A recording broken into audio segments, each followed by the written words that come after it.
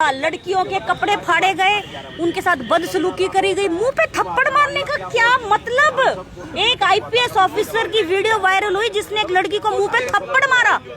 दोस्तों, दिल्ली के जंतर मंतर पर जो है प्रोटेस्ट चल रहा है, सीजेपी का प्रोटेस्ट चल रहा है और करनाल से आप देख सकते हैं एडवोकेट सोनिया तंवर को आप देख सकते हैं सीजीपी प्रोटेस्ट में गई थी। क्या वहां पर हुआ है ये पूरी जानकारी देंगे। आपसे अपील रहेगी वीडियो को देखने के साथ साथ शेयर जरूर करें। सर हमारे देश में नीट का पेपर हुआ, वो लीक हो गया, जिसके ऊपर सोनम वांगचुक जी ने आवाज बुलंद करी और दिल्ली में एक प्रदर्शन शुरू हो गया।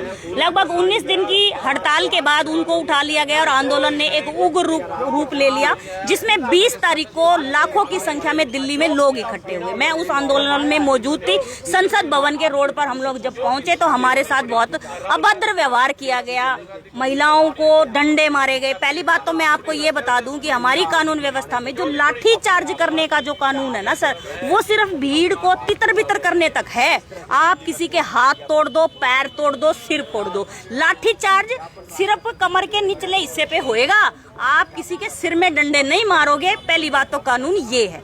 उसके बाद सर हाथ तोड़ दिए, मतलब हमारे सामने की बात है, एक लड़के का हाथ ऐसे टूट के नीचे गिर गया, हम देखते ही रह गए सर।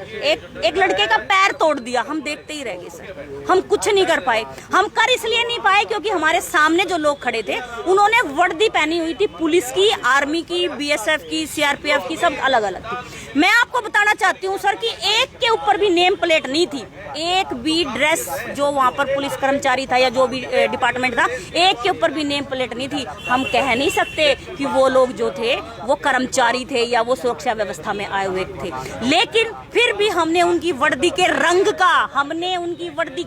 का सम्मान किया कि भाई ये हमारी आर्मी से हैं, ये हमारे प्रशासन से हैं। हमने उनके डंडे खाए सर, हमारे बच्चों ने उनके डंडे खाए, लेकिन उनकी बर्बरता बहुत बुरी थी सर। महिलाओं के साथ भी अत्याचार बहुत ज्यादा, लड़कियों के कपड़े फाड़े गए, उनके साथ बदसलूकी करी गई, मुंह पे थप्पड़ मारने का क्या मतलब। एक आईपीएस ऑफिसर की वीडियो वायरल हुई जिसने एक लड़की को मुंह पे थप्पड़ मारा। आप सोचिए कि कितनी हद होगी।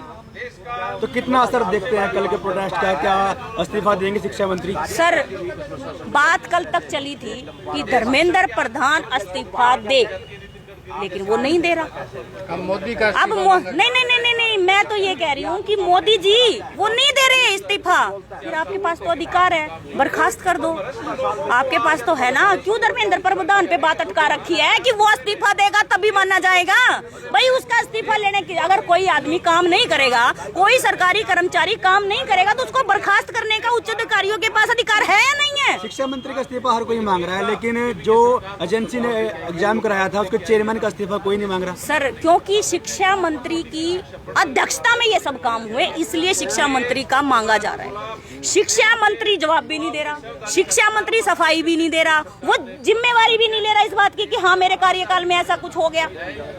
लाठीचार्ज को लेकर पुलिस ने भी एक प्रेस नोट जारी किया जिसमें कहा गया 50 पुलिसकर्मी घायल हुए हैं, पत्थरबाजी की गई पुलिसकर्मियों पर। जब सिविल वर्दी में पुलिस कर्मचारी बच्चों को मारेंगे तो हमें क्या पता, हमारे बच्चों को क्या पता कि ये कर्मचारी हैं या नहीं है। मैडम वीडियो ऐसी भी आ रही है जिनमें पुलिस कर्मियों को वर्दी पहनी हुई है, जो सेना के जवान हैं, उनको भी भीड़ के बीच में पकड़कर घसीटा जा रहा है। सर जब बात सिर्फ मैं कहूँ तो सिर्फ गांधी जी के अहिंसात्मक कार्य से तो काम नहीं चलेगा, भगत सिंह भी बनना पड़ेगा। आरपीएफ की तरफ से बयान आया था कि गर्मी की वजह से बैच नहीं लगाए गए थे नाम वाले, बस उसी से गर्मी लग रही थी। वो तो एक वेलक्रो ही तो थी, और वो जो इतना सामान पैर रखा था, जूते पैर रखे थे 3-3 फुट वाले, उनमें नहीं गर्मी लग रही थी। गर्मी हमें नहीं लग रही थी। गर्मी जब आपने हेलमेट पहन रखे थे तब नहीं लग रही थी। गर्मी तब नहीं लग रही थी जब वहाँ पे आंसू गैस के गोले छोड़े जा रहे थे, वो भी 6-6 साल पुराने एक्सपायर, तब नहीं लग रही थी। अब आपको गर्मी लग रही है। राहुल गांधी को भी उठा लिया गया, वो भी। सर देखो ऐसा है, विपक्ष की सुन लो आप, मैं सिर्फ सत्ता से परेशान नहीं, मैं विपक्ष से भी बहुत नाराज हूँ। हम संसद भवन की सड़क पर जा रहे हैं, ये पूरी सड़क पे, और वहाँ पर कांग्रेसियों की इस तरफ भी और उस तरफ भी उनके भवन है जो इन लोगों को मिलते हैं, सरकारी भवन है। सर बच्चे ना पानी के लिए तड़प रहे थे, इन कांग्रेसियों से इतना भी नहीं हुआ आके टूंटी लगा के बाहर छोड़ दें, भाई बच्चे मुंह ही धो लेंगे, बच्चे पानी पी लेंगे, इतना भी नहीं कर पाए। अरे विपक्ष क्या काम आएगा हमारे साथ, तुम हमारे खड़े नहीं हुए। अगर विपक्ष के जो नेता कल पिटे या जिन्होंने कल प्रोटेस्ट किया, वो 20 तारीख को ही सबसे आगे खड़े होते। सर आंसू गैस के घोड़े ही नहीं चलने थे। सत्ता में इतनी हिम्मत नहीं थी, भाई साहब माफी चाहूंगी, सत्ता में इतनी हिम्मत नहीं थी कि वो सामने खड़े मौजूदा एमएलए एमपीओ के ऊपर आंसू गैस के घोड़े फेंक दे। उन्होंने हमारी मदद नहीं करी। सर आप अगले दिन क्यों गए?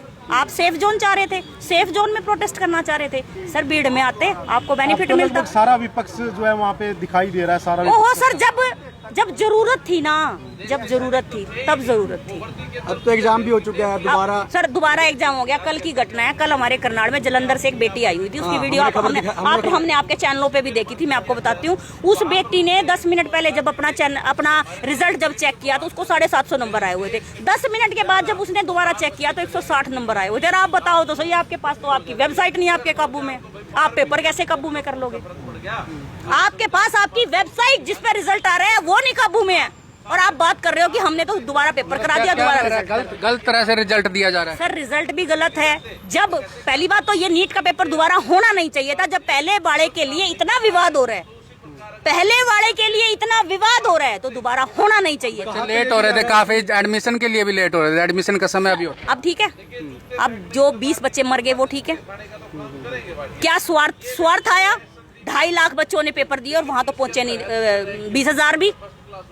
क्या आप लोग स्वार्थ बन रहे हैं? क्या आपको सिर्फ जॉब ही चाहिए, देश नहीं चाहिए? बात देश की होती है। और सबसे बड़ी बात आपको बताती हूँ भाई साहब, पूरे आंदोलन में हिंदू, मुस्लिम, सिख, ईसाई सब आए। किसी धर्म का नारा नहीं लगा, किसी भी धर्म का नारा नहीं लगा। दिल्ली से तो ये भी आवाज आ रही है कि नीट के वहाँ पर 100 बच्चे भी नहीं थे जिन्होंने एग्जाम दिया, बाकी भीड़ तो लेकिन तुम्हारा लीक तो हुआ। हम नू कह रहे हैं एक भी नहीं था। मैं लो ग्रेजुएट हूँ, मैं कह रही हूँ भाई नीट के पेपर लीक हुआ, इस बात की जानकारी आपने सरकार ने तो दी हमें कैसे पता चलना था? आपने दी भाई लीक हो गया। चाहे एक आदमी ने कह दिया हुआ तो लीक है, वो तो तुमने खुद पुष्टि करी है इस बात की लीक हुआ, तो कैसे हो गया? चाहे नीट का वहाँ एक भी बच्चा ना हो, उससे फर्क ही क्या पड़ता है? चंद्रशेखर आजाद भी धरने पर बैठे हैं संसद भवन में। हाँ वो बैठे हैं वहाँ पर। आप किस तरह की मांग करते हैं? सचिवालय में पहुंचे हैं सर आज मैं तो इतना चाहती हूँ कि अगर धर्मेंद्र प्रधान इस्तीफा नहीं दे रहे हैं तो आज हम ज्ञापन लेकर आए हैं जी राष्ट्रपति जी के नाम पर, और हम राष्ट्रपति जी के नाम पर ज्ञापन देते वक्त सिर्फ एक ही रिक्वेस्ट करना चाहते हैं कि धर्मेंद्र प्रधान को बर्खास्त कर दिया जाए। जी वो दे नहीं रहे हैं इस्तीफा, तो उनको बर्खास्त कर दो। तो ये भी कह रहे हैं कि देश का माहौल भी... बच्चे पिट रहे थे तब नहीं तुम लोगों को लगा कि देश का संविधान देश में व्यवस्था खराब हो रही है? तब नहीं लग रहा था? किसी ने कहा था तुम्हें कि वहां पर जाके हमारे बच्चों को डंडों से मारो, पीटो और उनके सिर फोड़ दो? किसी ने कहा था? लेकिन बेवजह हमारे से पंगे ले रहे हैं। और देश तो हमारा है, तुम्हारा कब से हो गया? देश तो हमारा है, जनता का है, लोकतंत्र है देश में। नेताओं को हमने चुना है, जनता ने चुना है, तो देश हमारा है। तो अब आगे क्या कुछ रहने वाला है इस पूरे मामले में? धरना